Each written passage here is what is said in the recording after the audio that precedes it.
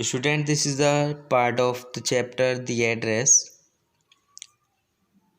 Now we are starting from the part where we left in the next video. As I walked slowly back to the station, I thought about my mother. So here the narrator means to say that जैसे जैसे उसने station की ओर वापस जाना शुरू किया, उसने सोचा अबाउट माई मदर। उसने अपनी मदर के बारे में सोचा। Who had given me the address years ago, जिसने उसको बरसों पहले एक एड्रेस दिया था। It had been in the first half of the war, और ये जो वॉर के पहले जो आधा हिस्सा था उसके पहले का समय था। I was home for a few days, मैं घर पर कुछ दिन रही थी।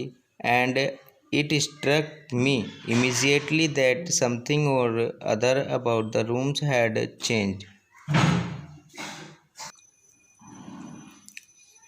आई was home for a few days, मैं कुछ दिन के लिए घर पर ही थी। एंड इट स्ट्रक्ट मी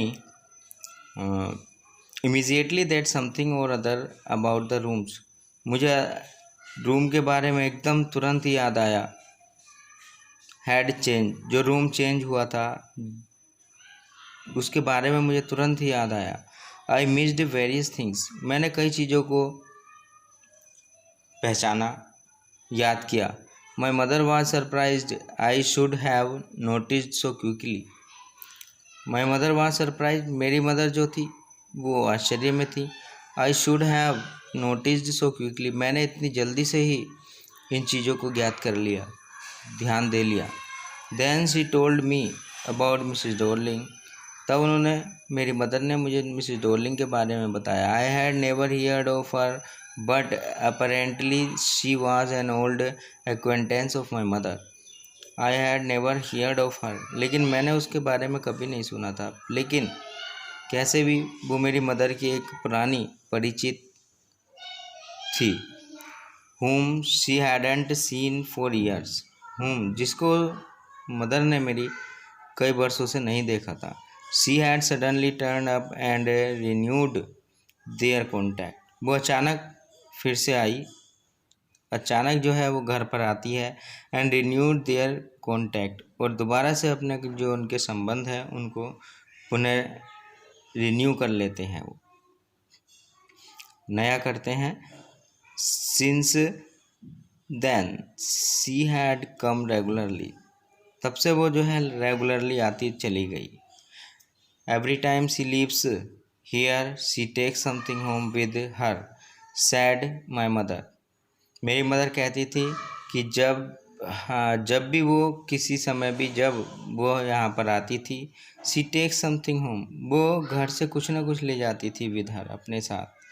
सी टूक all the table silver in one go, वो एक ही बार में सारी टेबल की जो सिल्वर थी उन सबको एक ही बार में वो ले गई।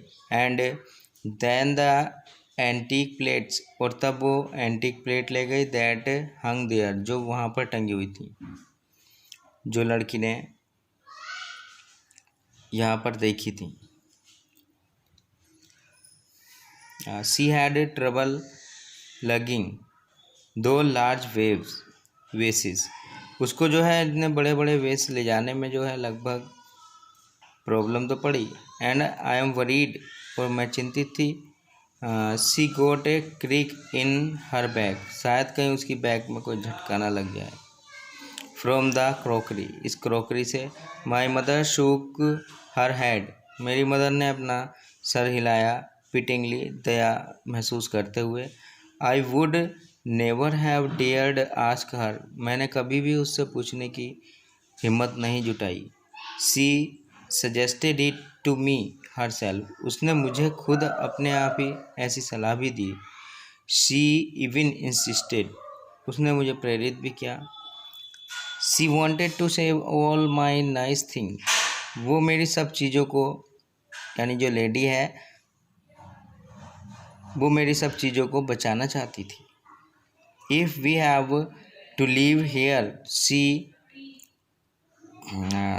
We shall lose everything she said, और मदर कहती थी कि अगर हमें यहाँ से जाना पड़ता है तो हमारा सब कुछ खो जाएगा। Have you agreed with her that she should keep everything? I asked, मैंने पूछा। Have you agreed with her, क्या आप उससे सहमत हो गई? That she should keep everything, कि वो सब चीज़ों को सुरक्षित रखेगी, आप इस बात से सहमत हो गई? As if that's necessary my mother cried, मेरी मदर ने कहा कि उस परिस्थिति के अकॉर्डिंग ये आवश्यक था। It would simply be an insult to talk like that, अगर मैं उससे ऐसा पूछती तो लगभग ऐसा होता कि जैसे मैं उसकी इंसल्ट कर रही हूँ। And think about the risk she is running, और मुझे उस रिस्क के बारे में सोचना था।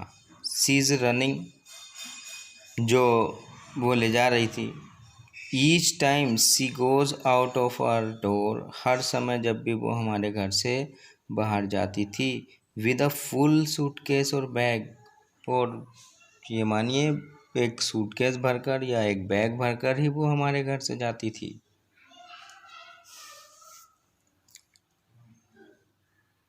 Now thank you, we'll see in the next video. The remaining part of the chapter will be in the next video. Thank you.